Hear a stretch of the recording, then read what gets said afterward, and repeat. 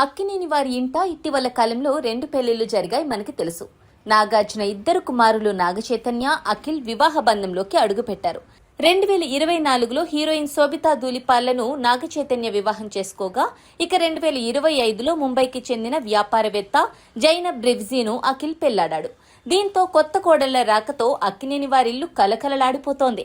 అయితే మామూలుగా అందరి ఇళ్లల్లో అత్తాకోడళ్లు ఎలా ఉంటారో అందరికీ తెలుసు.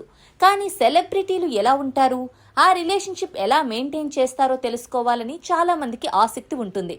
అయితే సెలబ్రిటీల ఇంట్లో అత్తాకోడళ్ల మధ్య బాండింగ్, వాళ్ళు అనుసరించే విధానాలు తెలుసుకోవాలని అనుకుంటారు.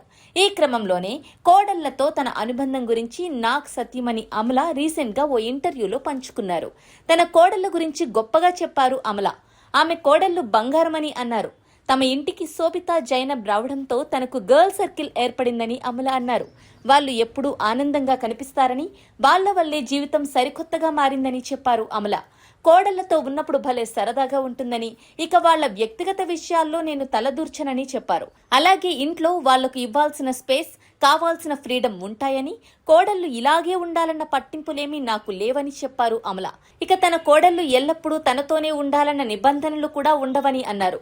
వాళ్ళు తమ తమ రంగాల్లో రాణిస్తున్నారు, అలా వాళ్ళు బిజీగా ఉంటున్నారు. అంతేకాని నాకు ప్రత్యేకంగా టైం కేటాయించాలని నేను కోరుకోను, ఇలాగే ఉండాలని డిమాండ్ కూడా చేసే అత్తను నేను కాదు అని తెలిపారు అమల. ఇక భార్యగాను ఏనాడు అలాంటి డిమాండ్లేమీ నాకు లేవు, కానీ టైం దొరికినప్పుడు మాత్రం అందరం సరదాగా గడుపుతాం.